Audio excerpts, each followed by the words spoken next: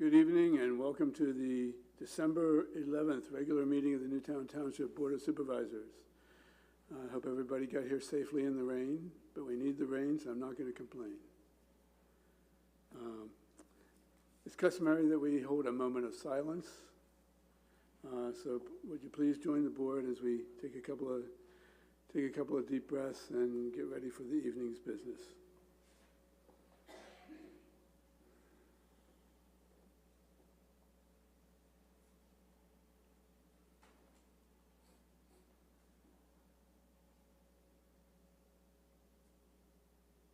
Thank you.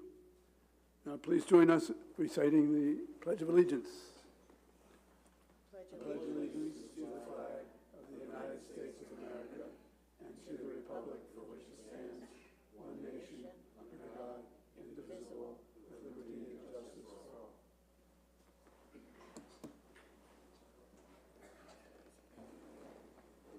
Mr. Manager, are there any changes to the agenda this evening? No changes, Mr. Chairman. Any special actions? No. Okay, that brings us to our budget adoption resolution. And Mr. Lewis, would you like to guide us through this? Sure. The 2025 budget has been developed and revised in accordance with the direction of the Board of Supervisors and subsequently re-advertised for the minimum more than the minimum requirement required by the second-class township code. There are three resolutions associated with adopting the budget. First of which is a resolution appropriating specific sums estimated to be required for the specific purposes of the municipal government for the year 2025. So if it's okay with the board, I'll just list them by resolution number for the motions. The appropriate motion will be motion to adopt resolution 2024 R-13, setting the funds. Do we have a motion?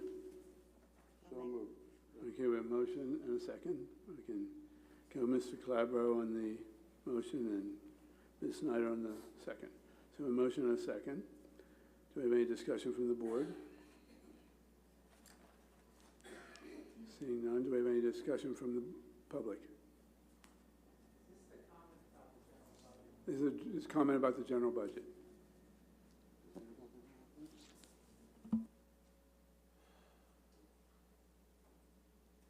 Frank McCarron, Delancey Court. Two things. You've revised this budget to provide another $790,000 into the Fire Protection Fund, but you're not spending any more money on firefighters. So, you know, I know when we had the first meeting in October, the fire chief had given his presentation, his normal report, and he had mentioned that there had been a house fire at 5:11 p.m. And because it was before 6 p.m. and there were paid firefighters, they responded within 5 minutes, contained the fire to the garage, house saved. You may have read the patch that there was another fire in the township at 1 a.m. and the entire house was burned down. The structure on one side was on fire, another was melting. Now that's 1 a.m. and there's no, unfortunately, we just don't have the funds to cover this. But I've been saying that we should have coverage from 6 to 10 p.m. Just, you know, think of that first fire that was at 5:11. What if that had been an hour later? And 6 to 10 p.m., we have all these restaurants filled with people. And we have no, you know, I mean, it's bustling now, and there's no paid fire people there. So you've moved the 790,000. It seems to me 6 to 10 p.m., 2 mills, I mean, that's really what it costs. I mean, it seems that 790 should cover that. And I don't know whether or not by not including this in the budget means you can't include it because it's increasing spending above some amount. So I'd like you to consider, at least as a placeholder, hiring firefighters as an expense so that you can have coverage from 6 to 10 p.m. That's one thing. The second is, I don't know whether or not you have anything in the budget for a new police headquarters and a new fire headquarters. But, you know, I just want to point out to you, if you look at your debt service, it's kind of interesting. So in 2017, you issued $9.3 million of notes when the interest rate was only 2.51%, 17-year life. So that 9.3 million, you had to raise taxes 2 mils to service that over the 17 years. The $1 million we raised last year, interest rates were twice as high, 5%. And it was a shorter note, 3 years, but it was 1%. So if you think about it, it's really interesting how the math works. You need 1 mil to cover a $1 million loan, which is shorter duration, higher interest rate, and you only need 2 mils to cover a $9 million loan with a longer duration. So hopefully interest rates next year are coming down. And by the end of the year, you'd like to see interest rates down, and you'd like to be able to see yourself being able to lock into some very favorable interest rates and very favorable long-term, like you did in 2017, if that's possible, to pay for those things. Because if you can, 2 mils, you can raise $9 million. You know, you have the borrowing capacity. There's a way to build these buildings. And, but to do that, do you have in here the monies to do studies on the police building and the fire building? Because if you don't, then you can find yourself, well, okay, interest rates are great. This would be a great time. We can lock in a long-term bond at a low rate, but we're not in a position because we haven't even done the analysis. So those are my 2 comments. Thank you, Ms. McCarron. Anyone else?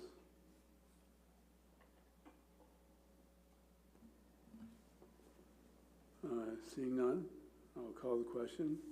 All those in favor of adopting the 2025 budget as stated, as we have with us in our packets, say aye. Aye. Any opposed? Motion carries 5-0. Thank you, Mr. Chairman. Second resolution is the resolution establishing the tax rate for the township for the year 2025. This remains unchanged from last year at 13.115 mils. The appropriate motion would be motion to approve resolution 2024-R-14. Motion? So moved. I'll second. Was 2024-14, did you say, Mr. Lewis? Yes. Any discussion from the board? Any from the public?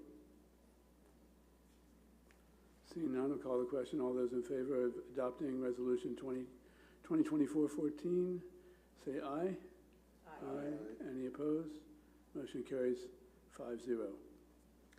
The final resolution associated with the budget adoption is a resolution setting exempt personnel pay for the year 2025, as outlined in the previously approved budget. Appropriate motion is authorization or approval of resolution 2024-R-15. So moved. We have a motion. Do we have a second? Second. We have a motion and a second. Any discussion from the board? Yeah, I'd just like to mention that I'm happy that we have enough funds to amply reward our employees in this list. I see it's average of a 9% increase over 2024. I just wanted to make a comment as a Social Security person living on Social Security, that only is going up 2.5%.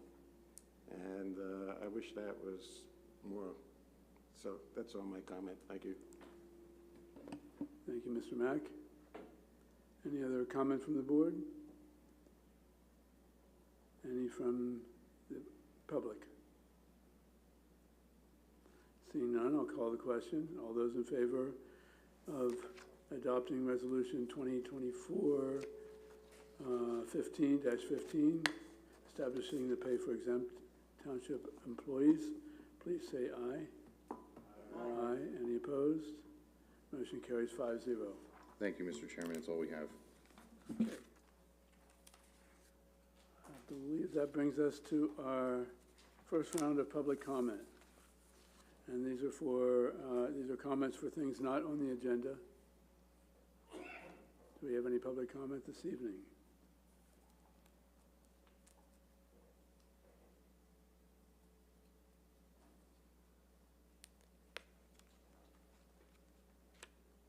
Please don't forget to state your name and where you're from.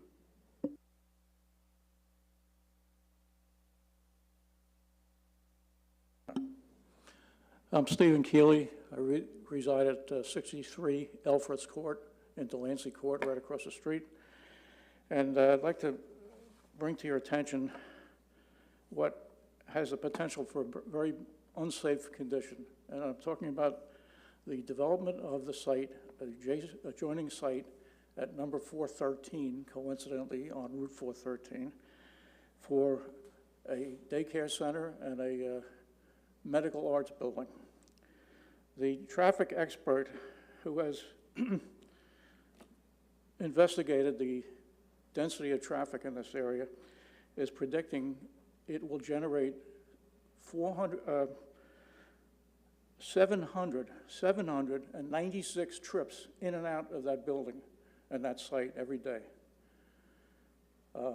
I think most of you who travel on 413 already knows that there's quite a bit of traffic on 413 at certain times of the day, and another 796 trips in and out of there is going to be a major problem. On an 8-hour day, that's about 100 trips per hour. One trip, 1 2/3 trips every minute. I think it's untenable, and I think for several reasons. The builder doesn't want to build it, and the owner doesn't. Builder and owner are the same person. They don't want to put this travesty on the backs of the citizens. Even PennDOT is suspicious. I don't know if you read the correspondence from them recently, but they just sent a letter in, I understand, insisting on getting written proof from the township that adequate comments have been made about this site. And when PennDOT gets suspicious of this traffic, I got to wonder if maybe we shouldn't all be concerned about it. What we would like to recommend respectfully that you would reconsider the use of this site for a daycare center and medical arts building. And let's go to the preference of the builder and the owner, who want to put in a small number of townhouses which would be consistent with the area around here. Certainly a commercial operation like that is not consistent, and it's zoned according to what I understand with the zoning regulations. It's a PS2 site, which stipulates that it should be compatible with the surrounding area. With 700 or 800 trips in and out of there every day, it's certainly not going to be compatible, whereas residential type townhouses would be. And I would like to ask you, please, to consider that and notify PennDOT accordingly. Okay? Any questions? You know, I just see Mr. Calabro here. I understand you have 1,700 houses. Yes, and I've never had a problem with traffic back there at any of our entrances. You're right. Up until now, it's been pretty good. And it'll continue. Well, You guys moved in and we still don't have a problem. well, I think just consider if PennDOT doesn't allow left-hand turns, then people are going to be turning around in your driveway in North Avenue to make a right-hand turn into the site, or they're going to be on the municipal court driveway or our driveway. I understand what you're saying, but actually, right now, at this particular moment in time, day or night, I don't know what car is going through North and South Drive. It could be you going through North and South Drive. It could be anybody here going to North and South Drive. Are we supposed to limit who goes through North and South Drive? I don't understand what your point is. Very simple. The plea is if they don't allow left-hand turns, they've got to allow them because, and they themselves, left-hand turns aren't very safe, but they may mandate no left-hand turns, and then people that come up from the south to enter this site will have to go up to North Drive, your North Drive, turn around, make a U-turn, and come down south. The people that are coming from the north will do the same thing on Municipal Drive. Can't stop people from using North or South Drive. I'm not talking about stopping people from doing that. I'm talking about stopping the additional traffic, which is a travesty, which would be a travesty. You just said there's a lot of traffic on 413, so there is additional traffic using 413, which may be coming into North or South Drive. We have people that come off of Stupeville Road through North Drive to get back on the 413. We can't police every roadway. And you yourself said 1,751 homes are within Newtown Grant. Right within my section alone are over 500 homes. And when I leave for work or go somewhere in the morning, I'm never backed up. You know what backs me up? And I understand, is when there is a school bus picking up kids. But that's understandable. Otherwise, of all the homes that are in Newtown Grant, there's never been a backup at that light. Now, an occasional car coming in to make a U-turn is not going to cause a traffic travesty in Newtown Grant. I don't know. I hate to be living here if this was put into effect, and then we found out the problem. We should nip it in the bud right now and just do residential there. We could have eliminated a lot of residential, extra residential in that area, so there wouldn't be more cars, one of being Delancey Court. I could have said the same thing about your development We if I were there lived here first. 30 We were there years. Okay. first. We were there Let first. me remind everyone that this is public comment. Isn't this public comment? Are we supposed to be having a debate at public comment, No, Mr. Chairman? No, we're not. Thank you. So, Well, Okay. he approached me, I didn't approach him. very good. Hey, I just Thank answered you. the question. A reference was made to a PennDOT letter.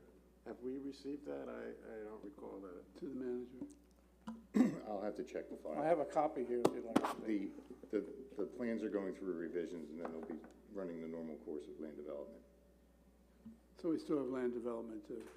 All we've done is a sketch plan, I believe. Yeah, they just sent it a couple days ago, on November 27th. Okay, thank you. November 22nd. Okay, no other questions, all right? We're ready Thank for you. debates? No more debates. Okay, thank you. I'm going to come back to order here. Mr. McCarron is here, though. Okay, I want to follow up on that. I just want to submit for the record so you have it. This is the traffic engineering report by the developer that says this project will generate 800 trips in and out of the property during a normal course of hours. I had submitted my own before I saw this, that I thought it was 1,000, because I think this is light. When just the history of this, if you recall, when this was approved, the developer's traffic consultant came in and said that there would be no additional flow-through traffic. He did not address the ins and outs from this property. Our concern as residents is that a couple of things are going to happen.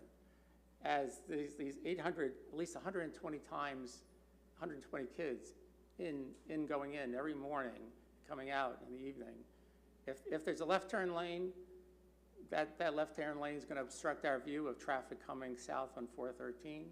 If there's not a left turn lane and people turn right, have to exit, PennDOT doesn't allow it, they're going to go up the Cobblestone Way and they're going to pull into our community and do a little turnaround. And you might say that's, controllable. I don't know. I think it's unsettling. We're an over 55 community. What we're asking, I guess, to be succinct, the zoning hearing board, in 2019, the developer asked for a variance to build 27 townhomes. You all thought that was overreach, and therefore sent Mr. Sander to oppose it. And there were several meetings.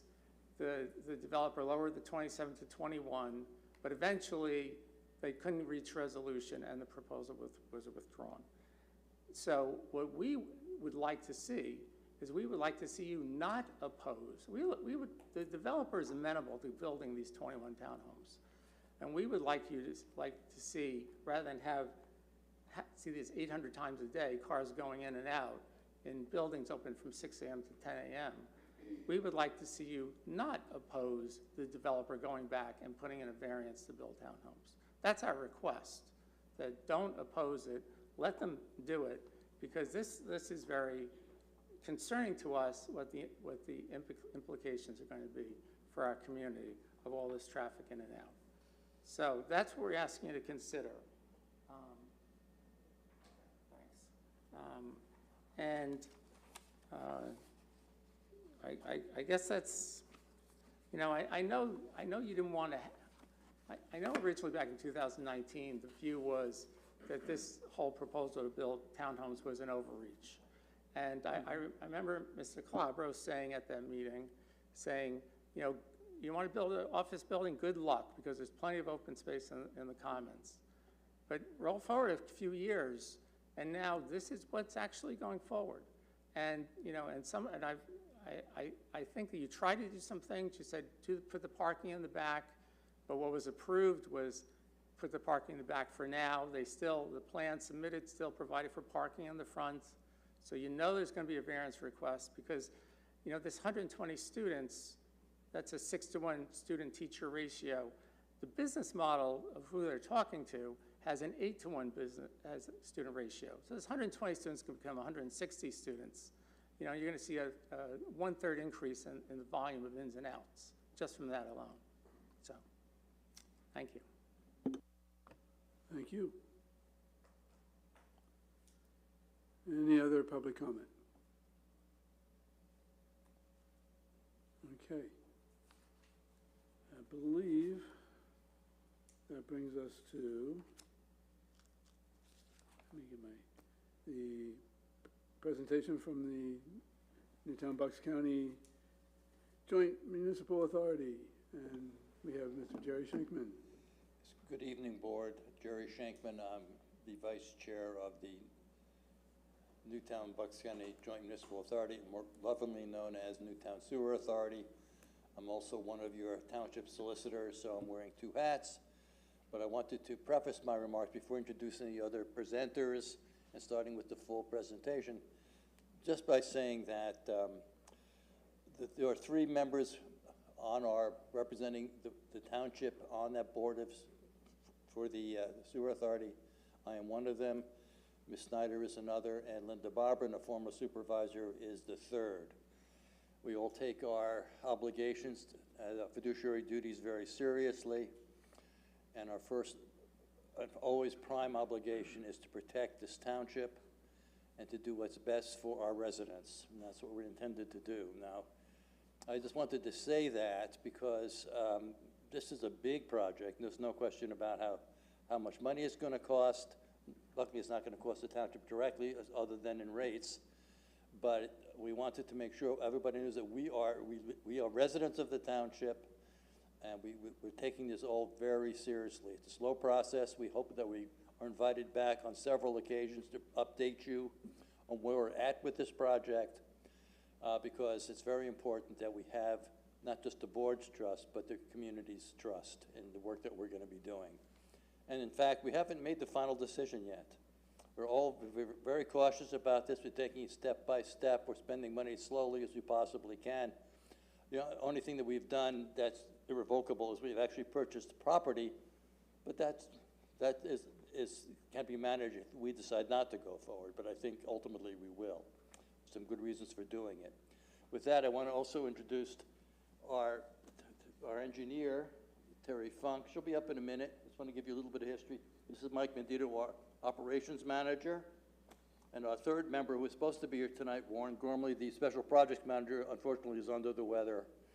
And you wouldn't understand him because he's got a hoarse throat. He has a very deep voice normally, and you can't even understand him now. I spoke to him on the phone the other day. It's like a frog.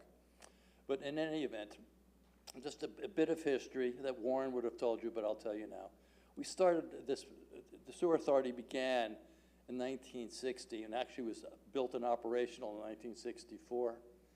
At first it had 1,200 resident customers. Now it has over 9,000, 103 miles of piping in the overall system. You'll be seeing a couple of maps that shows where they are and what it's all about in a second. And up until 1988, we operated a complete sewer system. In 88, was put into mothballs because we moved in and we joined forces with the county authority and became a regional sewer authority. At this point, a couple of things have happened that made us reconsider that, and I'll have Terry talk about that in a second, but we believe ultimately that there's very good cause for us to be independent again. I think that's where we are, and there's new technology out there, which we'll talk about in more detail. And for me, there's always been one test that's foremost, and that is the sniff test. I've been saying all along that if we were exposed to some kind of unpleasant odor, that I would not be supportive of the project. We went out had a field trip to Kansas about a month ago, and there's a plant out there that's been operational for a couple of years, using a technology that we're very interested in, and I'll let our engineers talk about that if she so desires. But standing right in front of the open water pits with the gurgling waters and all that, I can honestly say that standing there taking deep breaths, and this is sort of in the middle process, not at the beginning, not at the end, but the middle process, I didn't smell anything, which surprised me, but that was the case. And I was out there for about an hour, walking around, checking things out, looking in and out of buildings. Now, there are a couple of buildings that may have an odor, but that didn't escape to the outside, so I didn't smell anything. So at this point, at least, that test, personal test, is satisfied for me. But we'll give you more details in a second. Terry, you want to come up? Could I ask one question? Sure. How would you like to handle questions? Would you like us to wait till the end? Any way you want to do it. I would say probably wait till the end, but I have a burning question about an acronym that's on the front page, WWTP, and just so Wastewater treatment plant. I just want to make sure everybody knew that. Okay. Thank you. Again, my name's Terry Funk. I'm with Gannett Fleming. I'm the engineer for the authority. I want to thank the board for giving us your time tonight. I know your time is valuable, and there's always a lot to do at your limited meetings. So we're going to do our very best to balance wanting to be thorough and informative and respectful of your time. If you could pull up, I guess we could go to the second slide. Okay. So Mr. Schenkman talked about the history of the authority, so I don't want to spend too much time here.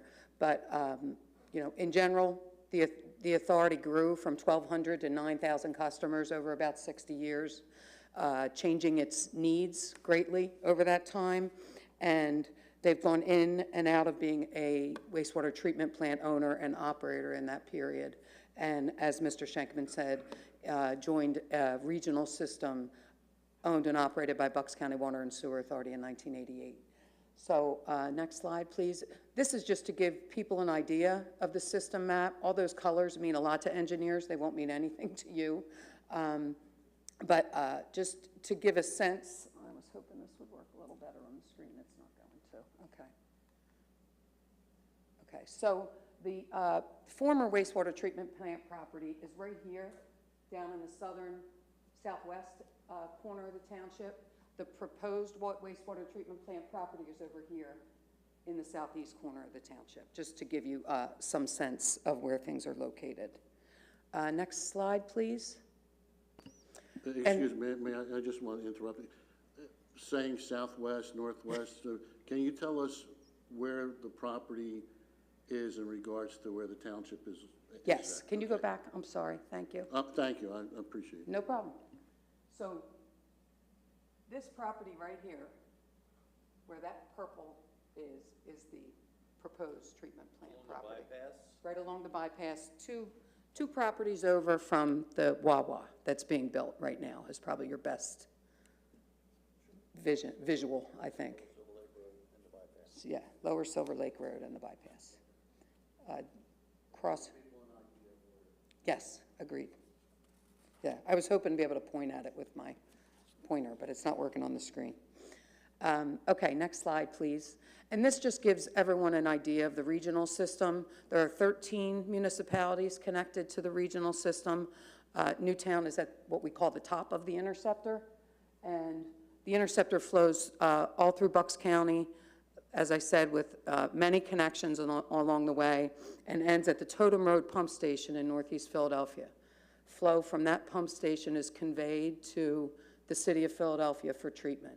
So when you talk wastewater, there's three major components to wastewater: collection, conveyance, and treatment. Newtown, Bucks County Joint Municipal Authority owns the collection system. The conveyance system is owned and operated by Bucks County Water and Sewer Authority, and Newtown pays to send its flow to them. And then it's conveyed to the city of Philadelphia and treated at their Northeast Water Pollution Control Plant. So that's just a high level of how things operate right now. Okay, if you could go to the first slide after the map. So as Mr. Schenkman indicated, you know, rates are what supports the authority and its operations. And just to give you, again, high level background on the components of the rates, there's three major components to the rate structure of the authority. The first is operating costs other than Bucks County Water and Sewer Authority, and I'm separating those operating costs for a reason that you'll understand. Staffing, utilities, maintenance, equipment. You run a budget for a township. I think you can relate to a lot of that. And then there are the conveyance charges to the Bucks County Water and Sewer Authority, what we pay them to convey the wastewater from Newtown to the city of Philadelphia. The conveyance charges to Bucks County Water and Sewer Authority also include the treatment charges to Philadelphia Water Department. And then there are reserves for capital projects.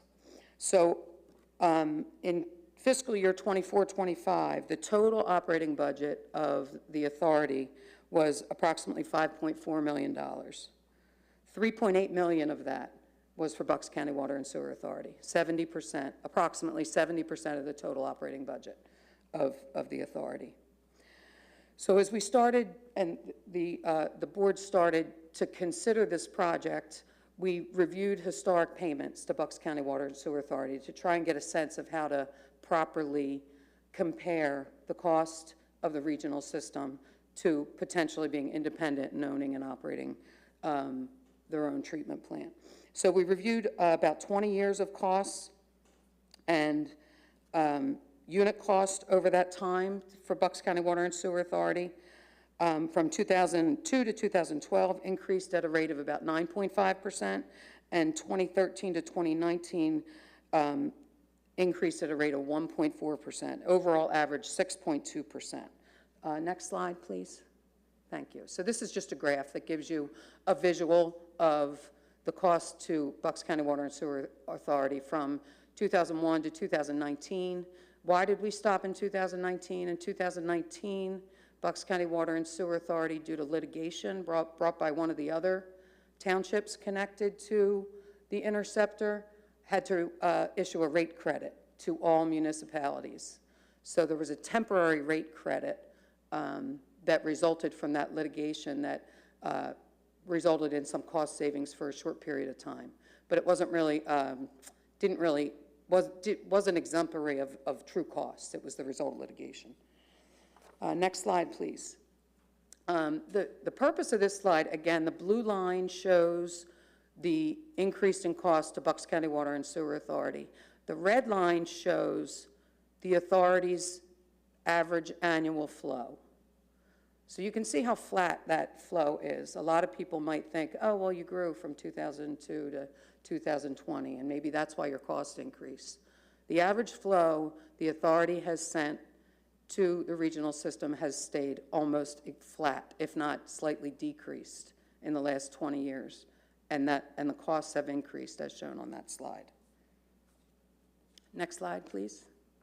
So obviously one of the big questions that may be posed to you by your taxpayers and your residents is, why is the authority pursuing a wastewater treatment plant?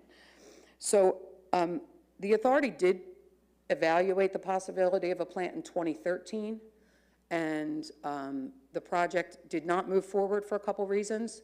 One, the plant was going to be constructed on the same property where the old plant was. That property is only about 8 acres, Mike, is that right? Yeah, about 9 acres. It was going to be tight, and it was not, the location wasn't desirable for residents. So the project was abandoned at that time. In 2022, a lot of people here, I'm sure, read about the potential acquisition of Bucks County Water and Sewer Authority by Aqua. Aqua offered $1.1 billion to Bucks County Water and Sewer Authority to buy their system, and I don't think anybody has, you do any reading about private versus public ownership of water and sewer utilities, and the cost is significantly different. The rate impact on customers, not just in Newtown, but anyone connected to the regional system would have been significant. And Aqua obviously owns systems all over the state, and their rate structure allows them to do capital improvements to a portion of their system that may not serve a community, and their rates can be spread over all customers.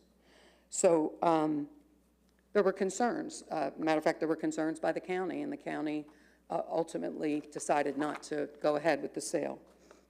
But when the negotiations were suspended, Bucks went on record to say that their system needed significant capital improvements, and that millions of dollars would need to be invested in the system if it were to be retained by Bucks County Water and Sewer Authority.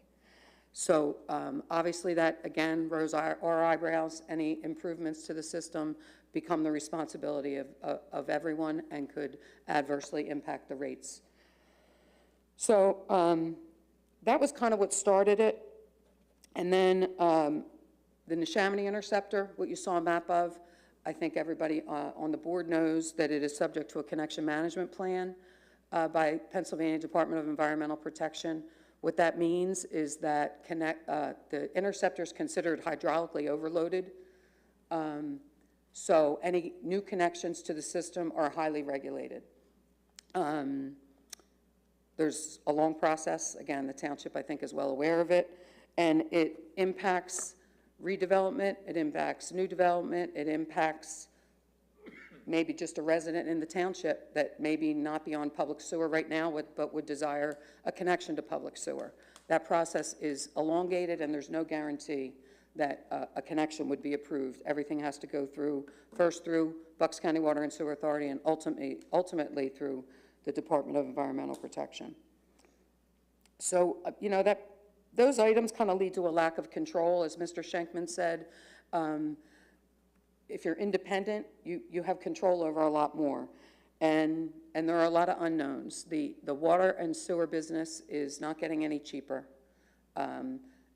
Old infrastructure its payday's coming to improve it and replace it.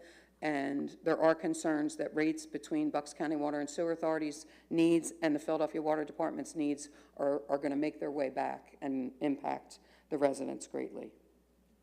And when we did the cost analysis, I didn't put it on the graph, but we also reviewed the authority's history of operating costs.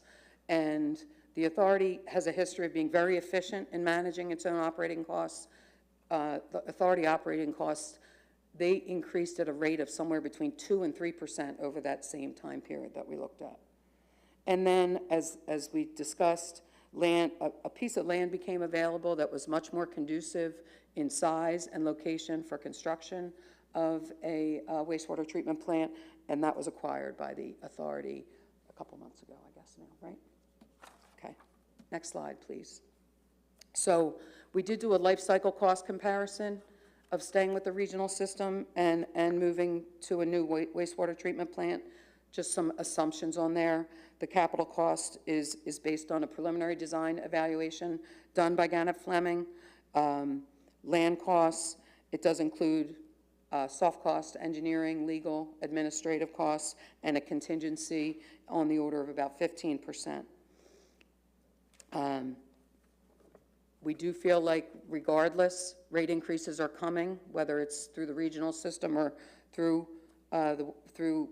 construction of a wastewater treatment plant. And the assumptions in our analysis assumed Bucks County Water and Sewer Authority costs based on the current budget and projected rate increases in years 2 through 4 based on, again, after the suspension of acquisition talks with Aqua, we were informed that one rate increase already occurred, and we were informed that we should expect a series of 3 rate increases. Next slide, please. So this shows the red is the projected cost, 30-year cost comparison for Bucks County Water and Sewer Authority, and the blue is wastewater treatment plant. So that's the overall costs. Next slide, please. And then we did a rate comparison. We tried to, there's a lot of ways that you can manage rates in a situation like this. So I can't say this is set in stone in any way. It's all preliminary.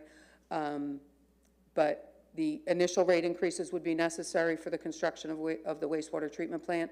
But again, because of managing your own operational costs long-term, the crossover with Bucks County Water and Bucks County Water and Sewer Authority occurs almost in year about 5, where we would project Bucks County rates to be significantly higher than those if the authority were to own and operate its own plant. Next slide, please. So what have we done and why we're here now? I think the most important thing to say is that we're here well in advance of any type of formal application. The authority wants to be transparent. We want to be communicative to the board, to the residents and the ratepayers, and that's really the primary reason we're here now. What have we done? We did request and receive what we call preliminary discharge limits for 2 potential discharge locations for a plant, one along Court Creek and one in the Neshaminy Creek. We completed a sampling plan where we collected samples at 2 locations to characterize the wastewater of the township and evaluate treatment alternatives that we would feel comfortable the authority could meet the discharge criteria required by DEP. We did a flow analysis to determine what the design flows and with some buffer in there for potential future development. And we attended the project seminar that Mr. Schenkman alluded to in Wolcott, Kansas City, where in the preliminary evaluation, we evaluated 3 different treatment alternatives. And the treatment alternative that rose to the top in the preliminary evaluation was a treatment process called Aqua Nareda, and it is a new state-of-the-art treatment. It's been in Europe for many years and has about 20 installations and many more under design in the United States, but the plant in Kansas City was very similar size and scope to what would be proposed here. And it was well worth it to take that visit out there and we've seen a lot of pictures, we've done a lot of research, but to see it real life, speak to the operators, get some information was an invaluable experience. The authority requested proposals and received interest from 2 advisors with significant experience in municipal financing, and they did engage the services of PFM Financial as their financial advisor through the process. There is an agreement in place for the Neshaminy Interceptor with Bucks County Water and Sewer Authority, and that agreement is currently under review, and there is communication back and forth with the authority regarding the agreement. Next slide, please. So these are just real quick. I wanted to show you some pictures from our trip. This is the Wolcott plant. If you look to the right of the picture, that's what's called the Headworks building, beginning of the process. And then as you move along, that takes you through the treatment process. And to the far left is filtration and disinfection. And these pictures aren't super current because we didn't bring a drone with us and fly it out there to take the pictures. This is from their website, which was included as part of their construction update along the way. But this is near completion of the project. Next picture, please. This is the outside tanks, again, Mr. Schenkman referred to. As you can see, it's kind of hard to see, but there's a lot of people walking around. We spent a good hour out there, and I know obviously big concerns would, when you hear wastewater treatment plant, the first thing people think of is an odor. And there was no odor at all to speak of while we were outside. Next slide, please. And again, this just shows the reactor in active cycle, which means it's bubbling up and wastewater is being treated actively in a cycle. Same thing, no odor at all while we were standing there through that process. Next slide. And this is just 2 of the board members of the authority, Mr. Schenkman and Mr. Walker, with the head operator at the plant, who was kind enough to give us a tour and give us a few hours of her day. Next slide. So next steps, at this point, the financial advisor is working with the authority to develop short and long-term alternatives for financing the project. From an engineering standpoint, Gannett Fleming was recently authorized to do what's called 30% design, and that 30% design includes a zoning evaluation, includes preliminary land development approval, it includes environmental investigations and potential impacts, final evaluation of the process. Like I said, what we did was a preliminary evaluation. There's a lot more detailed design work that needs to be done. And obviously continued communication and coordination with the regulators who would get more involved at this point. I think it's important to note environmental assessment and impacts are always a big concern. The regulatory process has strong oversight on environmental impacts. Again, I'm sure the board has reviewed many potential sensitive habitats. That will all have to be investigated and documented, and a process will have to be gone through. Wetlands, potentially endangered species, sensitive habitats at the site would all have to be reviewed and addressed, anything that was found. Next slide, please. So I'm happy to take questions from the board. There are two links up there. One is the homepage of the authority website, which does have a little more narrative on how they got to the decision and at least where they are now. And then there's also an FAQ link up there with several questions that they have received from residents and other board members, and some explanations there. So that's all I have, unless anybody think I missed anything. Just chime in. I was going to open it up to board questions, and Okay. I might take the prerogative to ask my two really quick questions. Okay. On slide 11, where you do the rate comparison, Yes. am I looking at it right that the green does go for the first 1, 2, 3, 4 years or 5 years, that it is actually higher than the blue? Yeah, so when you see that hump in the tricky part there, and we're hoping that hump gets flattened out, and I think the financial advisor will help with that. So while the plant would be under construction, the authority would still need to send its flows to the regional system. So you're almost double paying, because you're paying your debt service that you need for the plant construction, but you also have to stay connected to the regional system until the plant is finished. So I think that the financial advisor already has some thoughts in how that can maybe be managed to not have that hump in that year 3, and maybe level that out a little more. But may I point out that the area, once you go past the 5th year, there's a lot more area where we're much lower. Correct. And that, I think that's when I spoke to independence and control of your own operating costs and state-of-the-art facilities. I mean, you're building new state-of-the-art facilities. They're going to be more efficient from a power standpoint. They're going to be more efficient from a treatment standpoint. So again, I think that the management and construction of the debt service for the construction costs is important. I think that there's, options and ways to review that. But in the long run, again, you're looking at a brand-new facility versus facilities between the interceptor and the treatment plants that currently accept the flow that are anywhere from 50 to 100 years old. And my other question was, this is going to be months and months, maybe year or years. Correct. What are we going to be asked to do as a township? So, I mean, obviously, the property is in Newtown Township, so right now, we've done a very high-level review of the zoning district, and we're not anticipating, we probably will need a special use. It's approved by, it's an approved use by special exception, but we would have to go through that process with the township, and then preliminary final land development. Okay, that's all I had. Others? Yeah.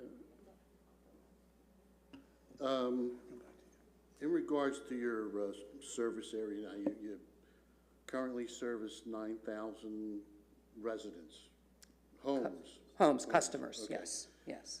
What would that encompass in a geographical area? That's on the entire township and borough. Okay. After this, if this were to go through and this were developed, do you envision encompassing other townships and incorporating services to, like, say, I'm just going to throw out townships, doesn't, like Wrightstown, Upper Makefield, expanding it so that now you're going to be servicing more households? And if doing that, will that bring the rate down from where it would be initially? Because it would be only limited to the 9,000 households for the time being. But as you expand, is there a possibility of bringing rates down? There's certainly a possibility, and I can tell you that we've had inquiries already from neighboring townships. We haven't gotten into detail of those discussions. Obviously, there's an economy of scale, right? If you build something bigger, the unit cost typically goes down. I can't guarantee you because I haven't done that. And I can tell you the other thing is that depending on the timing and how much, if Northampton Township wanted some capacity in the plant, I'm using, again, throwing out a name, how quickly are they willing to commit some capital investment in the facilities that would be necessary to serve their portion of the capacity would impact that. And we've definitely considered layout of the plant to allow for growth. So even if that doesn't happen now, when we need to move forward to serve the residents and ratepayers of this authority, make sure we have significant land area available if an adjacent township wanted to come in and be able to expand the plant. Would we be able to absorb some of the customers that are currently with Bucks County Water and Sewer? I don't know the answer to that, honestly. Okay. My honest answer is I'm not sure. I should back up one more, Mr. Fisher. There was one other thing the township and the would need to do that I neglected to mention. The Act 537 plan is a township, right? Is a township plan that addresses how sewage, how wastewater flows are handled in the township. That plan would need to be updated as part of the project. So we would work with your engineer, or, that is another fairly big item. And the reason I was reminded is DEP, as part of their review process, will make sure the plant we're constructing addresses a lot of potential future growth. They'll want to know how we're planning for that, and if the size of the plant, either now or for future expansion, is being addressed as part of that process. Well, I'd like to just ask a question in regards to smell. Yes. Growing up in the Trenton area, usually on my way to the shore, we have to pass Bordentown. Bordentown has had their own sewer plant for decades. But you knew when you hit Bordentown because you smelled it. Now, I don't know if they've improved their system because of all the new technology. What's the guarantee that we won't have the same smell as a Bordentown, so when people hit our boundary lines, they're going to say, oh, we're in Newtown? No, I can guarantee that won't happen. State-of-the-art plants. I would think Bordentown actually, I'm sure, doesn't smell like it did when you were growing up. It may still have odor, ages. There's certain times of year, warmer weather impacts. But again, the only place we had odors was at the headworks, which was enclosed. It was in a building. If you were standing outside the door of the building, you could not smell anything. It was only when you opened the door and went inside. So we can only give you what we experienced for literally a plant almost of the same size and scope that we are strongly considering. Okay. Thank you. That's Thank all I you. have. Thank you, Mr. Gallardo. Mr. Mack? Because I would just like to say, can you talk about the idea of how if anybody wanted to build in Newtown, or the township or the borough, how the process that they would have to go through in order to get an EDU, and what an EDU is, and if Sure. we're able to get them or not able to get them, and what that situation is that is causing us to go in this direction. And the definition of what EDU stands for. EDU is equivalent dwelling unit, so it basically corresponds to a standard residential home, is the acronym EDU. EDUs are how we measure sewage capacity, wastewater capacity, and there's a process. Anytime, whether there was a connection management plan or not, if there was a new project proposed, Pennsylvania Department of Environmental Protection has a sewage planning process in place that needs to be approved. Now, the difference in Newtown Township and Newtown Borough is the connection management plan, which I alluded to. And a connection management plan is put in place when any component of the infrastructure that manages wastewater is considered overloaded. And in Newtown Township and Newtown Borough, the Neshaminy interceptor is considered hydraulically overloaded. So any connection is highly regulated. Basically, a form, we start with a form that fills out, this is what I'm interested in. I would like to have 10 connections to the Newtown collection system. That comes before this board, and this board can request that it be added to the connection management plan. And in the past, that process was a little streamlined with what DEP and Bucks called miscellaneous EDUs, basically a pot of EDUs that you could draw upon as needed. That process was changed about a year ago, year and a half ago, April. That process was changed in April, and those miscellaneous EDUs were removed. So now any project, no matter how small, goes through a very thorough, cumbersome process. It puts costs on homeowners. It puts costs on the authority as to like our involvement. In the past, you could streamline that process and minimize costs for everyone. And honestly, at the end of the day, there's no guarantee it's even going to be approved. It makes the development or connection process to the sewer system very cumbersome. And right now, it's not even really super clear, right? I mean, I think that's safe to say. Even if a person wanted to put an extension on their house and add a bathroom, they would have a problem getting a toilet put in. Correct.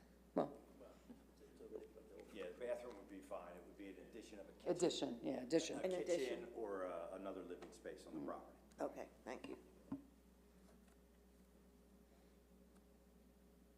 Okay, Ms. Mack, you want to? Yeah, I have a few questions. I understand when we're talking about wastewater, you're actually talking about sewage because we have two different systems, right? One handles rainwater runoff. That's stormwater. That's Stormwater. sewage and wastewater are one and the same.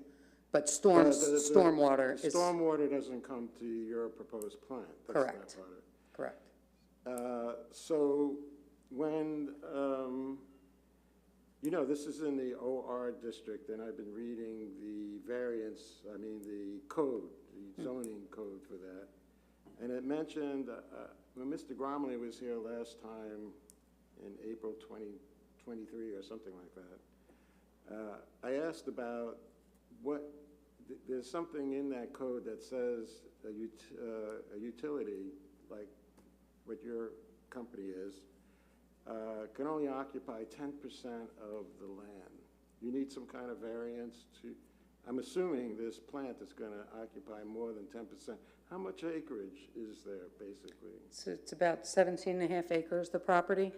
Again, I can't guarantee at this point because the design's preliminary, but as of right now, the building facilities would occupy less than 10% of the total land area.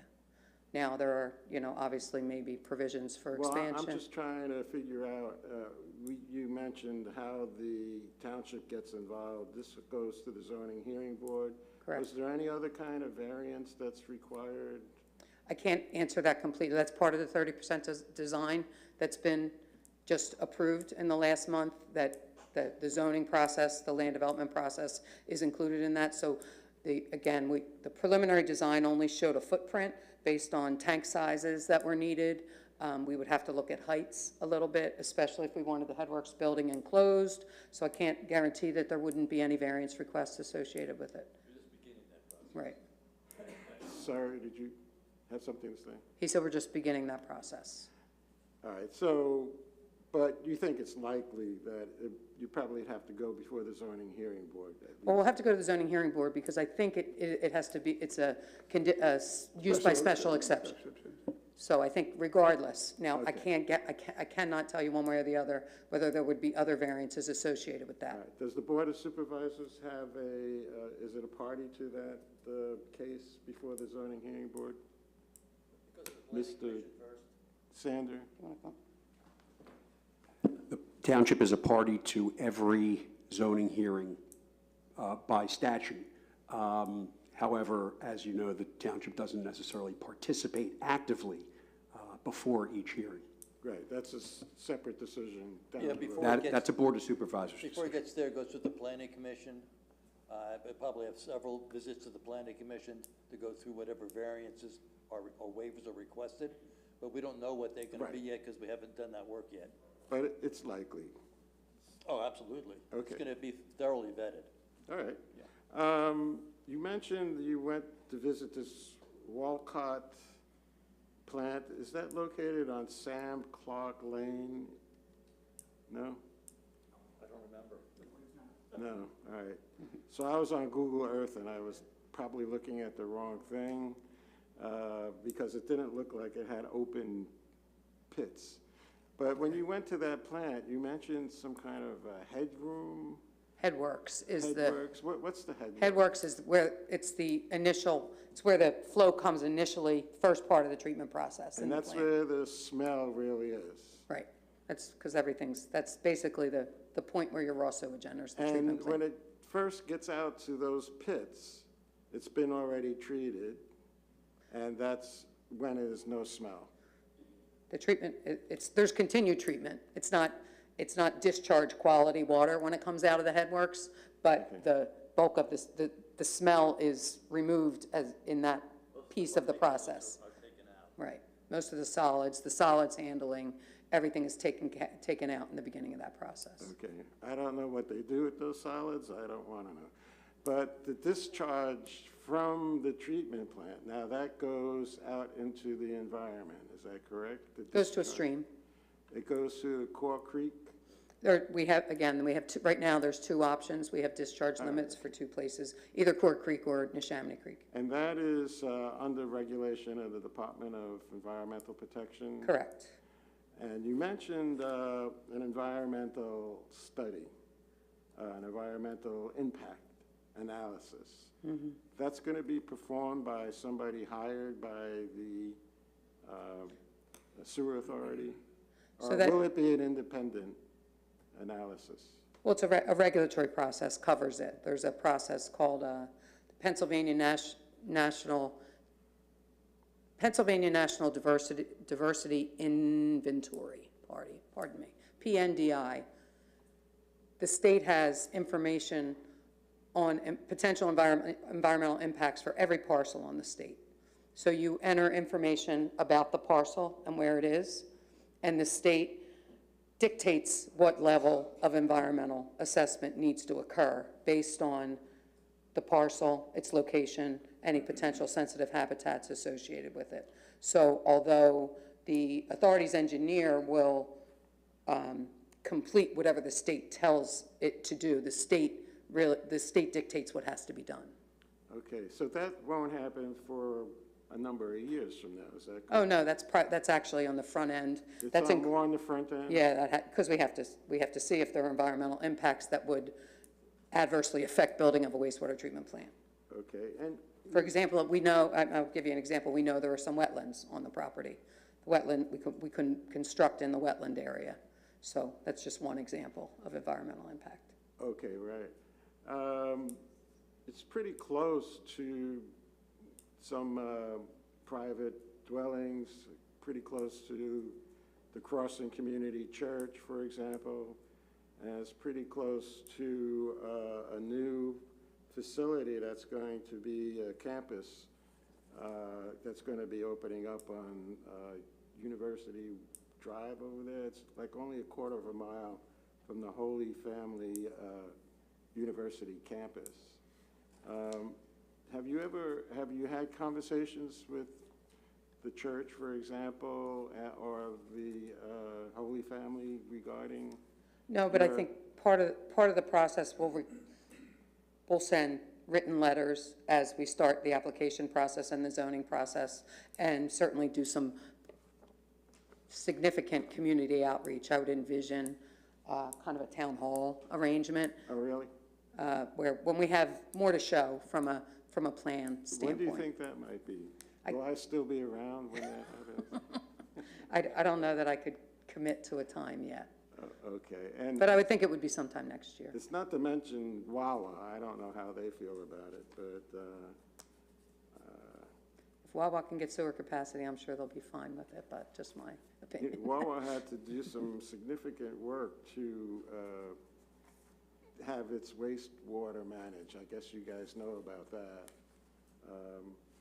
Okay, I can't speak to your rate comparison here. I don't know how you got that really upward curve for the Bucks County, if we stayed with Bucks County, but. Well, it's just, it's a direct it's 20 years of historic costs projected 30 years to the future. That curve is 6.2% average, is that? It is. Okay, It's compounds, obviously.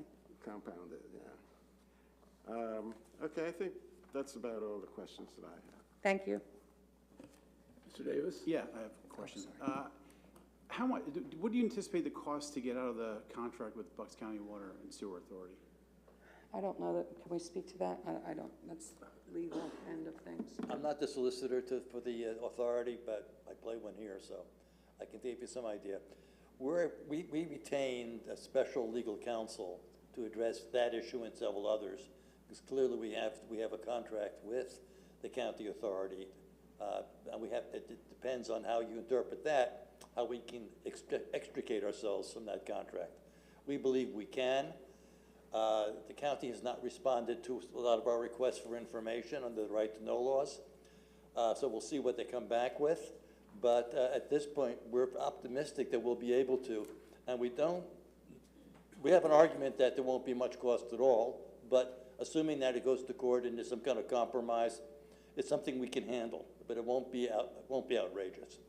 So do you have any idea how long the current contract is, or when it's up for renewal or anything like that? I don't have that information Okay, in my head. I understand. Yeah, You mentioned capital investments yeah. already. I don't know how far down the road they are with those. Only thing we spent money on is the purchase of the land by eminent No, domain. I'm sorry, let me Oh. rephrase. I meant with Bucks County Water and Sewer Authority, I believe the engineer had said they're doing improvements, right? They have indicated to the public that they have to do improvements. I've heard that they have to replace the Neshaminy Intercept and not just repair it. The number I had floating around, but don't quote me on this, was somewhere in the neighborhood of $60 million just for that, and that's just one piece. But I can't tell you the rest of their budget. I don't know it. So right now, this is nothing that's started? It's No. Yeah, okay. No, nothing beyond that, other than we're trying to communicate back and forth. Okay, all right, Yeah, thank you. yeah. Ms. Snyder, do you have anything you wanted to add? Mr. Calabo? I'm good. Just a couple more questions. In regards to the facility in Walcott, Kansas, Yes. how large of an area does that take care of? How many households? Is it comparable to what we are? Or? The plant size is, I can't speak to how many customers they have, but the plant size, we size plants rated in million gallons per day. So the plant size that the preliminary study was based on recommended a 2.5 million gallon a day plant for us. The Wolcott plant is currently 2 million gallons a day, expandable to 4 million gallons a day, the way it was designed. Can we put that picture back up of the facility? Should be 13. Yeah, there it Okay. is. Now, I'm assuming this, just by looking at it, it's on a big open area. It is. It's as you would imagine in Kansas. Good old Kansas flatland or Right, whatever. right. Now, when we construct the ones that we're talking about, will there be enough buffering around the facility so that I mean, I'm just, you know, aesthetics is always, Sure, is sure. something. That when somebody goes to the Wawa, they don't have to look at a sewage plant or anybody that lives in that particular area, because on the other side is Middletown Township. Sure. And then we have, like Mr. Mack says, we have the University Drive, and then we have Luxembourg, business, whatever it's called, business estates or whatever. office So I mean, complex. would this be buffered? I mean, I'm not talking about like putting a brick wall around it, but No. buffering that would make it not visible from the roadway, Yeah, we would- but also enough that it's not seen by anyone that is in that area. So the zoning district has, the setback requirements, I believe, are 150 feet front and back and 120-foot side yard, which is a pretty significant setback. Again, the preliminary layout shows us not requesting variances to those setbacks, and the existing property is nicely wooded. We do our best to preserve whatever natural buffer exists and then enhance it as necessary. And to your point, from an architectural standpoint, obviously, we're going to have driveway entrances where some facilities may be visible from certain angles of the road. There's a lot you can do with architecture, as we well know. I do think that one of the disadvantage of the Walcott plan is it's in Kansas exactly how you would picture it in Kansas, where there's not a lot of sight line to it from the public. So they didn't have to do a lot architecturally. I think the authority board is committed to making it aesthetically pleasing and using as much buffer as you possibly can, yeah. And just one more thing. Last meeting, we had a conversation about, I'll call them sidewalks to nowhere. And being that we would like to connect and make it pedestrian friendly, not to come to the sewer plant, but for people to walk from One University Drive or LaSalle, or it's not going to be LaSalle anymore, from Holy Family. And if they want to walk to the Wawa, Right.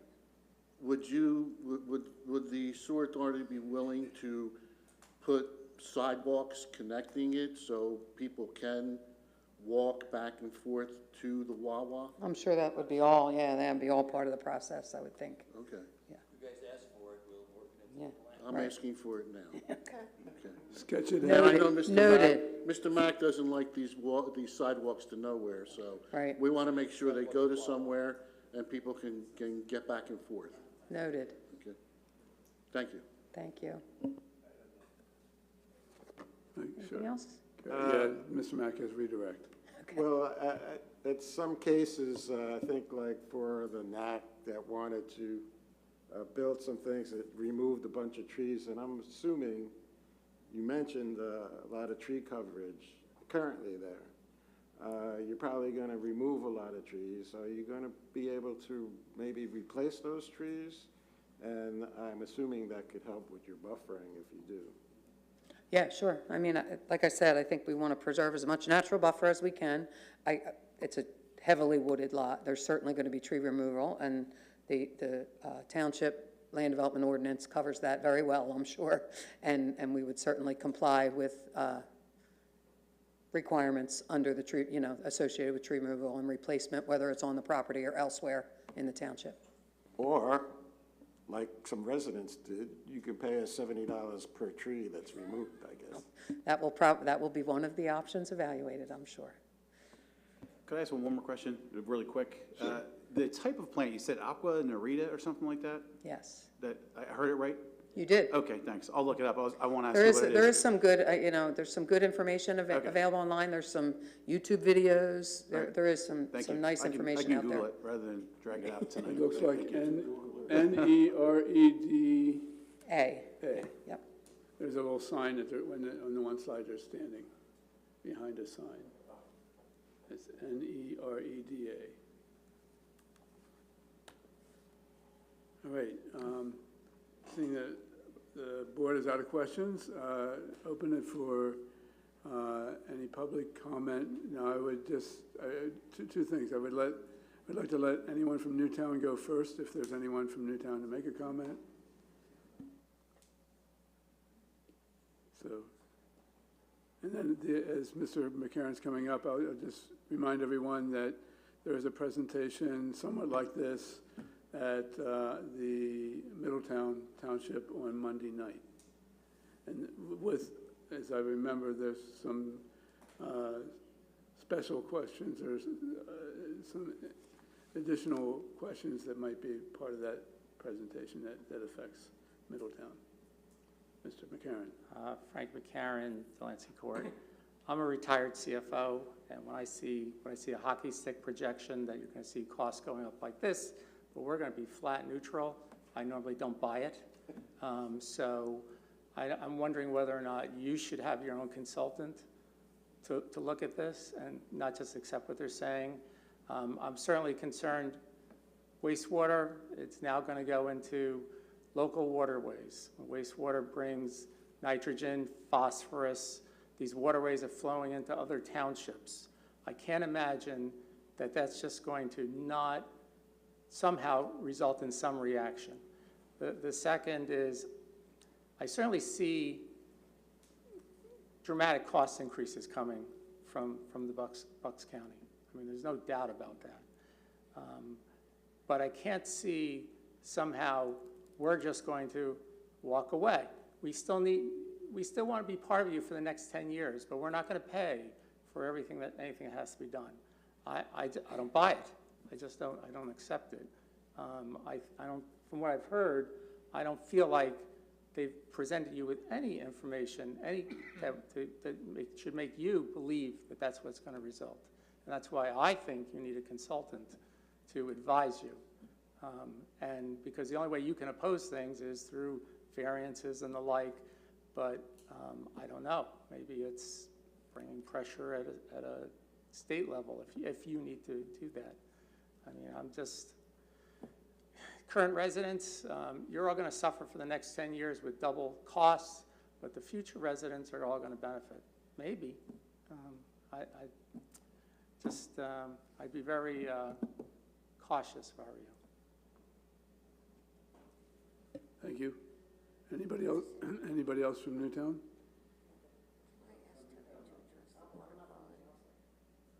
Okay, since there are no other folks coming up from Newtown, anybody from Middletown or elsewhere? Middletown. Okay, yeah, come on up. I know you've made a brief before, and I think you were here at our last meeting 2 weeks ago, so. Yes, thank you. My name is Gary Sundermeyer, and I live at 622 White Swan Way in the Swan Point development.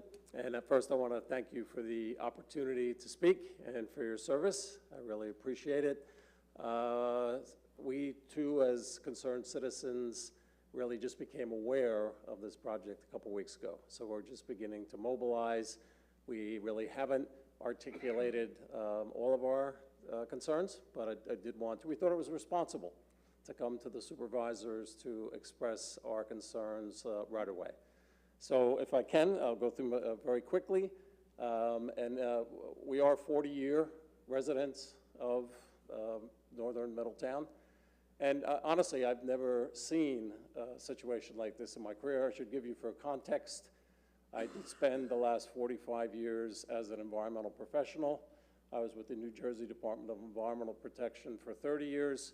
I was the chief of staff of the organization over all the operations, 3,500 people for 10 years, and an assistant commissioner for all environmental permitting in New Jersey for 3 years. And the only point of that is to give some credibility. I have been to almost every locally unwanted land use, which they're referred to in New Jersey, which are generally wastewater treatment plants, water treatment infrastructure, landfills, incinerators, even recycling processing facilities. And they really should be regional. So I really think the authority did the right thing back in 1988 in going to a regional system. And one of the main reasons is the costs of doing it right. And I think even the numbers you see today, these costs for environmental reasons, for making sure these things are done properly, have continued to escalate and are going to continue to escalate. The first concern, and thank you, Mr. Vice Chairman, for mentioning odors, and your concern about odors, that is a very significant concern. I've been to so many wastewater treatment plants, and I'm not questioning at all that the day you were there, you didn't see any problems. I've never been to one that doesn't smell, and smell horribly. And Mr. Supervisor, you mentioned going down to the Jersey Shore.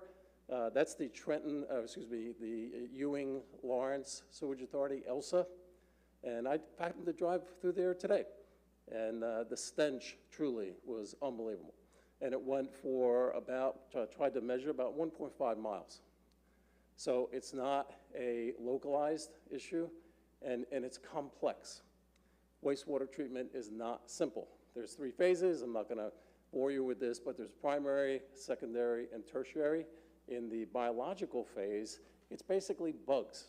It's microorganisms eating the organic matter. And either the bugs like air or they hate air. So the system in Walcott that was discussed is an aerobic treatment system. And the real concern here for this type of system would be hydrogen sulfide. And we all know what that is. Sounds like a big word, but we all had biology class, and we smelled rotten eggs. It's rotten eggs. And what we wanted to really impress at the earliest phase here, and we did visit the authority meeting yesterday. We were treated very, very cordially. So nothing I say is meant in any way personally, but very concerned with a statement that we had heard in an audio of a recent meeting in talking about off-site impacts, and that, well, there's 1 or 2 houses and a Wawa. That really is not an accurate statement at all. And I don't know, Mr. Chairman, if it's okay to give a handout. Is that acceptable? It is acceptable. Thank you. I think there's enough.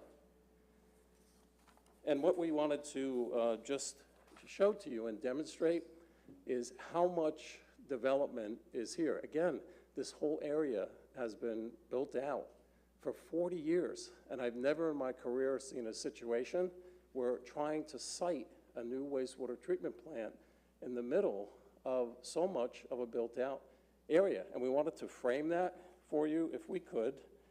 And I am speaking for many of the residents in our development of Swan Point, not just for myself. So we defined sort of 3 rings of concern, a half mile, a mile, and a mile and a half. And within that first zone, I know it's a little hard to read, but we have, it's not 1 or 2 houses, it's 46 houses and about 141 people directly potentially impacted from odors.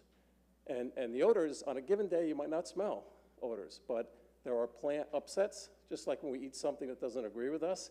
If it doesn't agree with the bugs, it's going to stink. And they all are going to smell at some point in time. It's a matter of how much and how often. But look in this zone, beyond the 46 houses, the number of businesses. And that's hard to count. We're working on that. But at least the Luxembourg corporate complex has dozens of small businesses. We have the Newtown Commons. We have the Newtown Tech Park. And then we have some really sensitive receptors, we would call them, that I'd want to point out to you. The Wawa really is about 600 or 700 feet.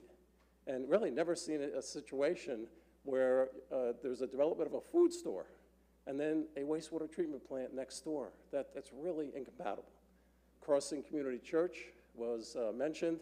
I do have a call into the pastor. We'll be talking to the pastor about this potential. And, you know, there are folks that do the Revolutionary War reenactments for your parades. And they're outside all the time using that facility. The Newtown Swim Club, it's about 1,500, 2,000 feet away. You know, imagine you're there on a Saturday with your family and your kids, and you're smelling sewage. It's really close. It's really, really close. Newtown Brewery, which I do love to frequent, is outside drinking and eating right 700, 800 feet away. And I don't want to keep belaboring this, but I just want you to really appreciate what's right around here. There are 5 daycare and preschools right within that half-mile zone. And one of them is about 600 feet away, and it's for one of our most vulnerable populations, children with autism. It's the Summers Autism School. Real concern. So we now go beyond the immediate half-mile area, and we go out to a mile. Now we're really looking at pretty dramatic potential impacts to community. And here we've estimated about 1,882 homes within a mile, and about a population of 5,000. And if we go out, and here we get the developments. Swan Point, Eagles Mere, Silver Lake. In Newtown, we have Reserve, very beautiful, beautiful neighborhood. The villas at Newtown, all are within that zone and could be impacted. And if we go a mile and a half, we're looking at a estimated 5,000, round numbers, homes, and about 12,000 people. And in there, we start to sweep in an absolute gem of Bucks County, which is Cork Creek Park and Lake Luxembourg. So, yeah, real concerns. We do have expertise within our neighborhood. Peter Jordan is here tonight. He's spent his whole career on off-site consequences analysis for highly toxic chemicals and dispersion modeling, and you can use those same kind of tools to estimate what odors might be. And once this project is further along and we understand the technology that's chosen and exactly how it's going to work, we're going to do all that modeling. And we will certainly be presenting that to you. Beyond the odor issue, and I'm sorry it took so much time on it, but we really thought it was important to show exactly what's right around this proposed site. There was some questioning about effluent discharges. We're very concerned about that because the discharges will be to surface water, to either Cork Creek or to the Neshaminy Creek. Worried about nutrient loadings and phosphorus. And all these things do have to be studied. I could go on and on. I'm not going to do that with traffic and many other concerns that we will have, and we're going to be monitoring every phase of the project. I was very happy to hear the engineer talk about transparency, because we'd like to get any and all information that's available, so we will be evaluating it. The last thing, and thank you for so much time, is the costs and the economics. I just want to make one point to you on that. What's missing, I think, from the analysis, and you really should be aware of this, is future considerations. And when I say that, because I don't think they're in the analysis you saw today, there are evolving environmental issues that are going to directly affect the future of wastewater treatment. And we're already seeing that. We're already seeing that with the escalating costs, aging infrastructure. Two I want to mention to you. One is microplastics. I did spend the past 2 years as vice chair of Governor Phil Murphy's Plastics Advisory Council, and we very carefully looked at microplastics in the environment. And this is really, aside from the climate issues, probably the secondary most significant issue. There are microplastic particles every single one of our bodies. Microplastics are transmitted through reproduction. They're in our kids. And you might not know this. Where do microplastics come from? 30% come from washing our clothes. They come from us, from the plastics in our clothing. So what we were proposing in this task force was legislation now to regulate the manufacture of all new washing machines, to put in special filtration at the micro level. But at the macro level, what you're going to get is a very expensive addition to wastewater treatment plants. And aside from microplastics, the other one very quickly are forever chemicals and PFAS. And that too is a big concern in the end product, which is sludge, and what you can do with that sludge. So the point is, future considerations not in this cost analysis are going to substantially raise the costs of wastewater treatment. And once you remove yourself from the regional system, you are on your own. And if I understand it right, 9,000 customers. If I have my metrics right, Bucks County Regional System is 100,000. And you're going to bear, your residents are going to bear all the costs of all these future environmental improvements, which are not going to stop. We know what's happened in the last 50 years. It's going to get tighter and tighter, the standards, and more expensive. So please be cognizant when you're talking about numbers, you got to look out too. And if you lose the rate base, your residents are paying. So very sincerely thank you for all the time and the opportunity to speak. And I could answer any questions if you had any for me. I don't think that you usually do that, but if you'd like to, I'd be happy to. Maybe at another time, Sure. Thank you. because I do want to try to fit in Thank a you. couple of Appreciate other it. speakers.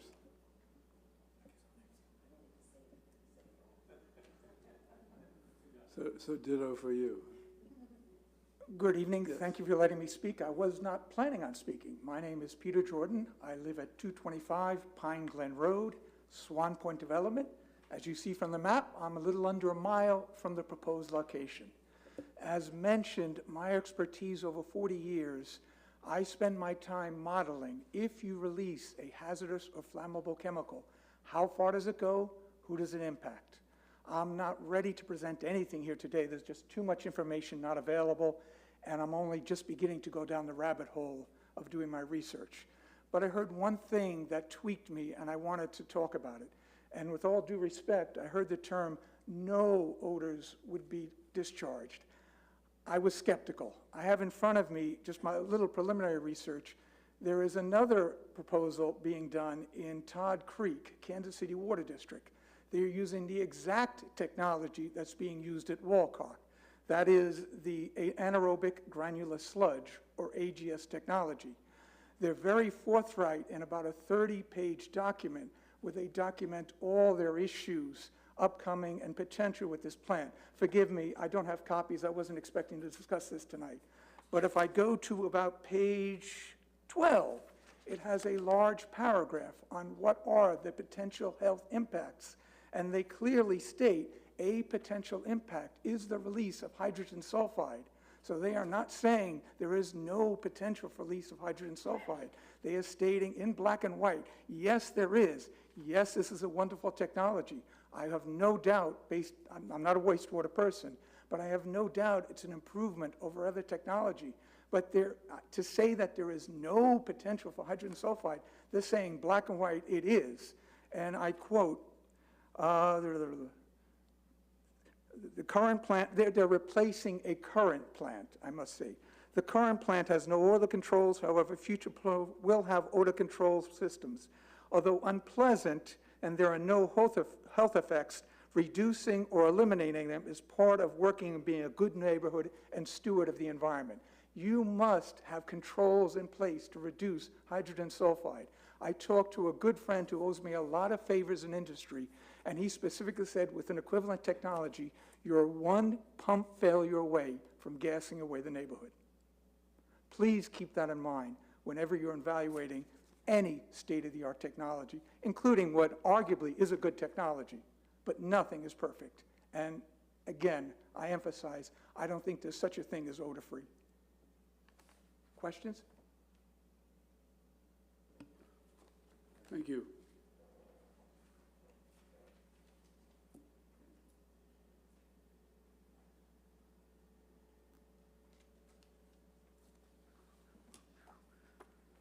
Okay. Good evening. My name is Bill Everett, and I am a resident of Swan Point Development in Middletown Township, adjacent to Woodburn Road and Route 332. I live in the northern part of Swan Point, literally a couple hundred yards from the border of Newtown Township. Lower Silver Lake Road is right next to Swan Point. I live right down the road from the proposed sewer plant site. At the November 24th Board of Supervisors meeting, I voiced my environmental concerns about the sewage wastewater project. My topic this evening are some financial concerns and recommendations I have regarding the sewage wastewater treatment facility being planned by the Newtown Bucks County Joint Municipal Authority on Lower Silver Lake Road, right next to the Wawa under construction. I'd like to share two major concerns and recommendations I have regarding the project.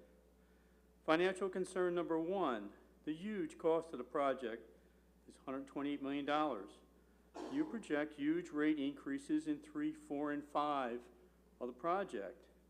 Was there ever a survey of existing customers about the project's impact to them? Has any consideration been given to customers on fixed income? Recommendation number one, survey the existing customers and residents and present the results publicly at this meeting. Remember, you are not required to do this project. Financial concern number two, this project is 180 degrees opposite of the regional system strategy implemented across the state. The regional strategy spreads costs among other participants in the region. Has the cost analysis taken place assessing the financial impact of the project will have regarding the increase in other rates, in their rates? If not, why not? It is part of the complete financial impact. Recommendation number two, perform this analysis and make the results public to impacted residents and the Board of Supervisors. Thank you for your time this evening, and remember, you're not required to proceed with this project.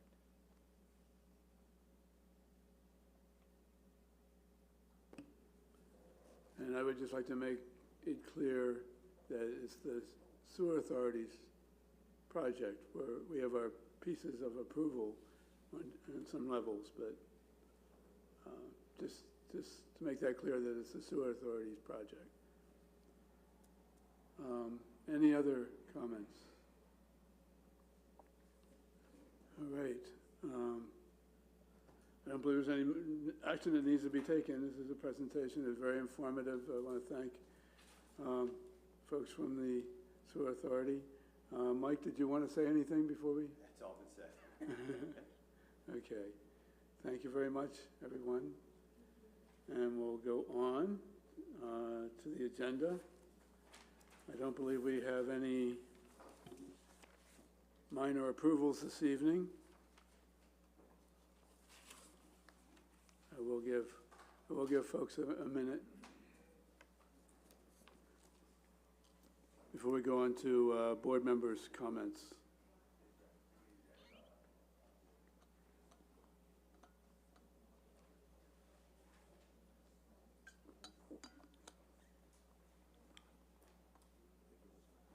Okay.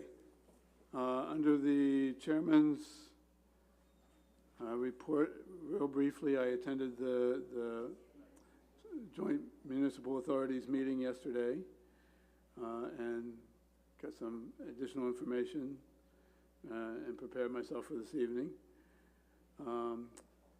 I took part in the Newtown Holiday Parade on Sunday afternoon.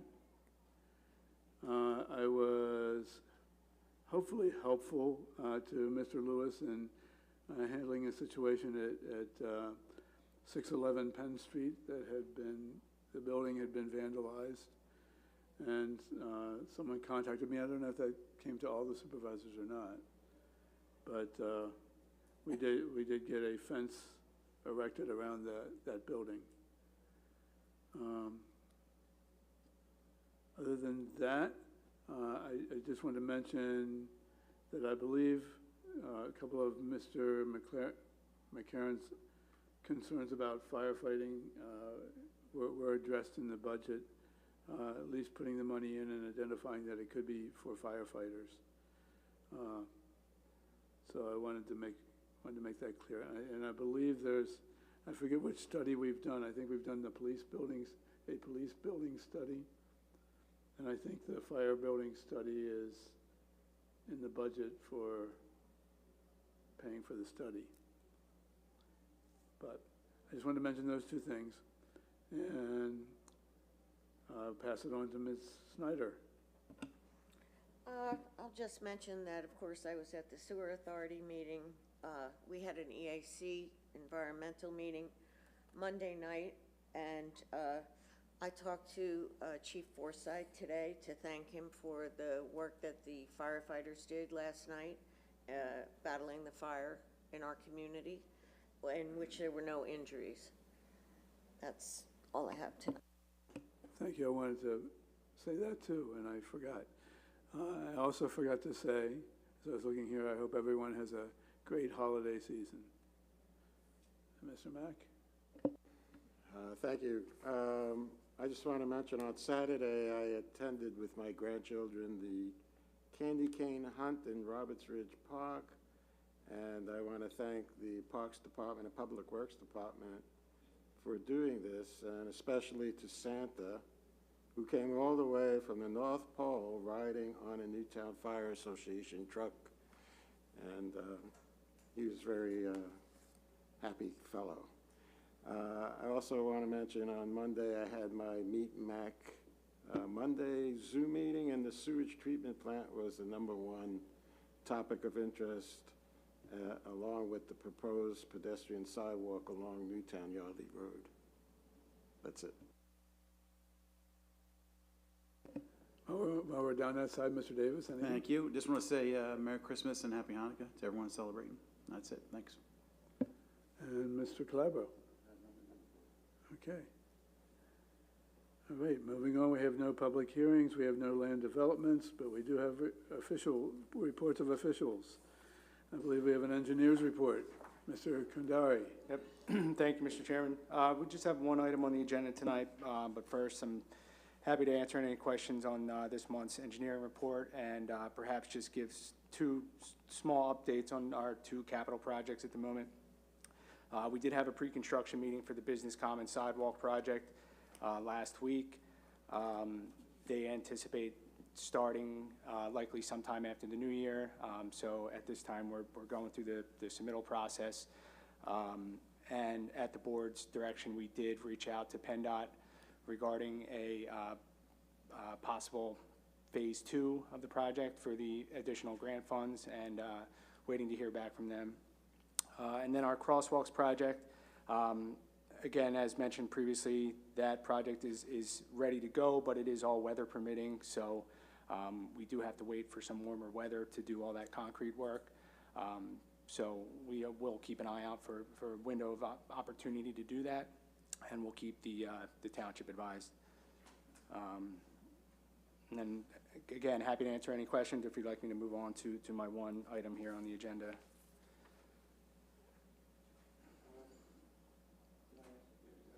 You mentioned a letter to PennDOT. Can you be more specific? Where did you send that letter, or how's that? I sent it to the Multimodal Transportation Fund, the administrators of the grant, with our request to use the additional excess funds for an additional project, if the township would like to pursue that in the future. Okay. Just because I heard of a specific type of request, is that what this was, a request, or? This was just a request, yes, to use the additional funds. Okay, thank you. Any other questions? Your report, your monthly report seems like it was right on. Yep. Up to date. Thanks. So just moving on to my one item, it's the Piccolo Trattoria Land Development Financial Security Release number 1, which also happens to be the final release. Remington and Vernick Engineers, on behalf of the township, has reviewed a request by Piccolo Trattoria seeking a release of financial security held for the completion of required site improvements. Based upon said inspection, we do recommend that the township release the financial security in the amount of $80,695.45 to the developer from the financial security held for the completion of required site improvements at the development. This is the final release, so after this release, there are no financial security funds remaining. There is, however, a maintenance bond that has been provided in the amount of $2,934.60. So I would ask for a motion to approve this financial release. I'll make the motion. Okay, do we have a second? A motion and a second. Do we have any discussion from the board? I want to say that the site improvements were very well done. There's a bar there. We went there for dinner, and there was lots of room, and there were nice young women at the bar. And the patio certainly gives them some options in the warmer weather. Yes. What exactly is a maintenance bond in like one sentence or two sentences? It's a guarantee that they will maintain certain improvements for a project. Usually it's limited to public improvements. In this case, it's for the storm drainage that was installed. Okay. It's for 18 months.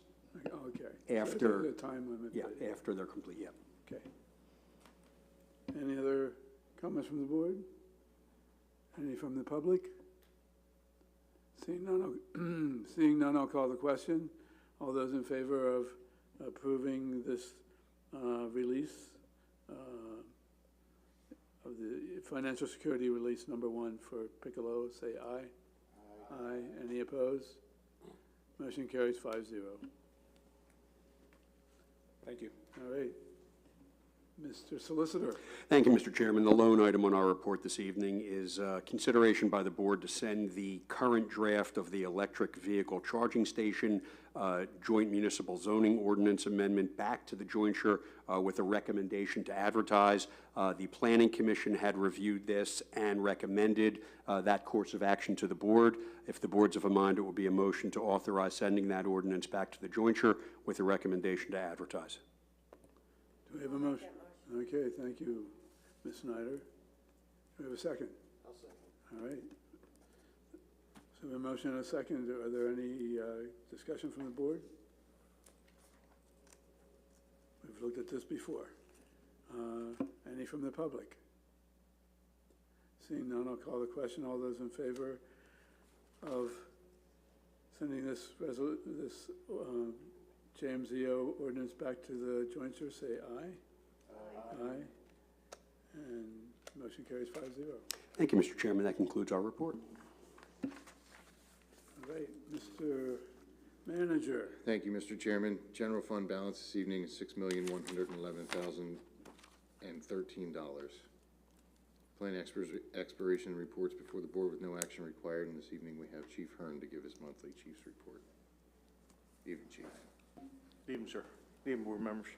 November's police report, we documented 2,496 calls for service, just under 21,000 miles in our patrol fleet. We had 18 arrests for the month of November, of every busy month. The one major one was a violation of Firearms Act, carrying a firearm in the township without a license. There were 10 new cases investigated by detectives with 4 crime scenes processed. We had 96 traffic crashes, and 116 citations were issued with 161 warnings. There were 2 truck enforcement details involving 22 inspections. 3 vehicles were placed out of service. We did receive a preliminary grant award of $75,000 to offset our second SRO position. The chairman has a document for signature for BCCD for approval, and it was a great job by Amanda Pell, our professional staff, and Police Officer Turpin, who did the legwork submitting this grant proposal. With public service announcements, fraud on the elderly is continuing, so please pay attention to your neighbors. And with the holidays approaching, please watch your packages that you're getting delivered from Amazon and FedEx and everybody else. Get them off your porch as soon as possible. Be happy to answer any questions you may have. Any questions for the chief? Thanks for hanging around to the bitter end, giving your report. Yes, sir. But I'm noticing that you're averaging about, you have 2496 total incidents reported, and in 2023, the total for that year was only 1,938. Is there any, I don't know if you can identify why it's such an increase? No, that's wrong information. Year-to-date 2023, we had 23,250 assignments. This year, we're at 27,234. So we're actually up about 4,000 assignments for the year so far, and it doesn't include December. You talk about incidents, right? Incidents. Yes. Reported incidents. Well, that's still an increase, right? Yes, sir. And I'm just curious, is there any specific reason? I know there's a lot of shoplifting going on, but that can't account for it all. No, this also involves proactivity of our current police officers out on the street, making checks, doing investigations that would normally not be done. They're very proactive on their patrol efforts. Nothing really stands out, but I notice there's still a lot of school checks so that's good. Yes, sir. And I think that's all I really wanted to say. Thanks. Thank you, sir. Any other questions for the chief? Thank Thank you, you for Chief. being Thank out there for all the holiday activities. Thank you, sir. Appreciate it. That concludes our report, Mr. Chairman. Thank you. All right, thank you. Mr. Lewis, thank you. Ready for minutes, bills, lists, and reports? This is a part that I love so much. We all do.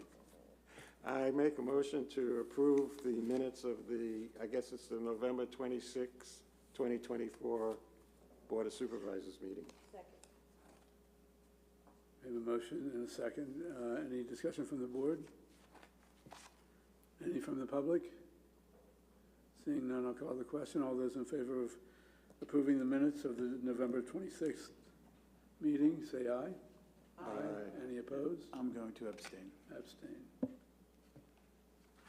Okay, next is approval. I make a motion to approve our payment of our bills according to the December 11, 2024 bills list totaling $623,988.83.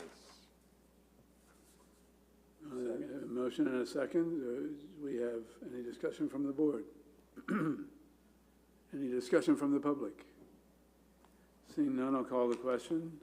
All those in favor of paying our bills as listed on the December 11th, 2024 bills list, say aye. Aye. Aye. Any opposed? No. Okay, Motion carries 4-1. Finally, I make a motion to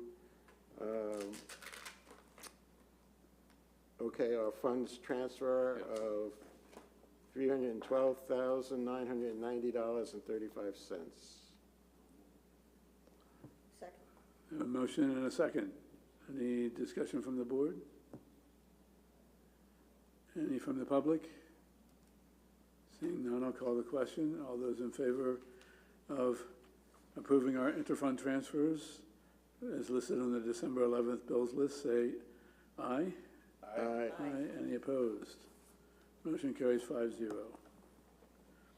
All right, that brings us to our second round of public comment. Is there any additional public comment this evening? Okay, seeing none. Any old business? Yeah, I did have a little bit of old business. A resident, caller Jones, came up to us,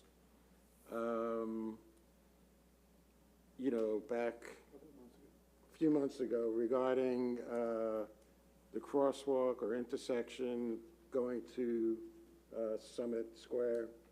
And we thought maybe the Planning Commission should look into that as far as moving ahead somehow in cooperation with Middletown to do some kind of traffic impact study.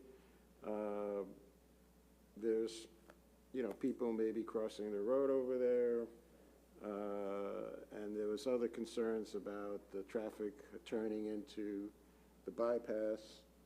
I'm just wondering, how do we go about, you know, getting this on the agenda for the Planning Commission? Or I might attend the Middletown Board of Supervisors meeting next Monday. Maybe I could bring it up with them at that meeting.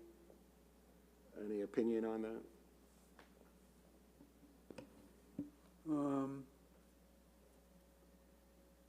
I think the Planning Commission would have to be brought up to speed because I don't know if there's any representatives from the Planning Commission at the meeting where Ms. Jones, I believe it was, spoke. I'm wondering if there's... Well, we used to have a traffic committee, but we don't have, I don't think we have experts on the Planning Commission regarding traffic, but I know Terry Christensen is very adamant about, he made some comments, and he's very concerned about traffic, and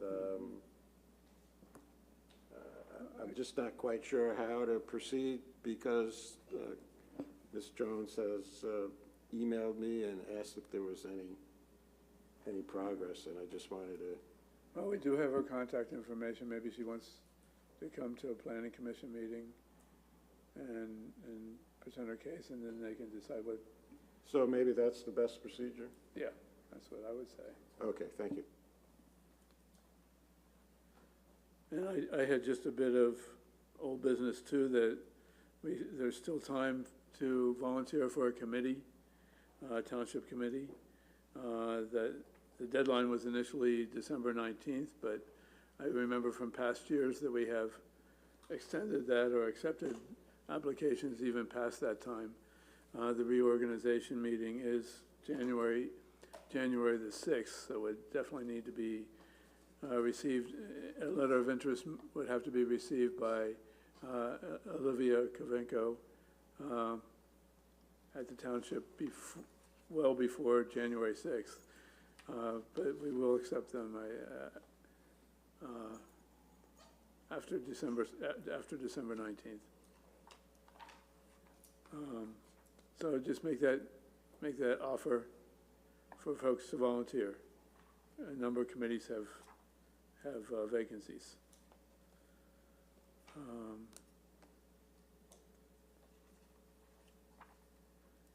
I think that's all old business. Any new business?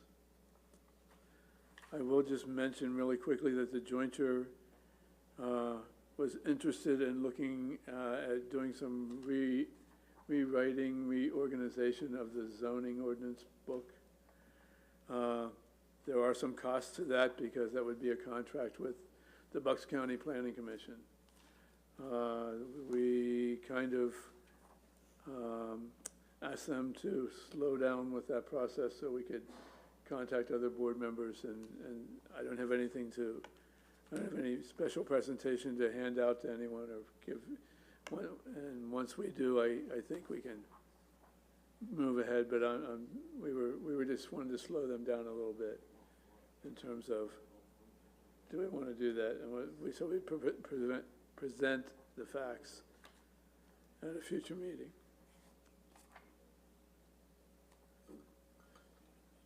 All right, anything else? There's no need for an executive session. That's correct. So seeing no other business on the table, we'll, without objection, adjourn this meeting and wish everyone a happy and healthy holiday season.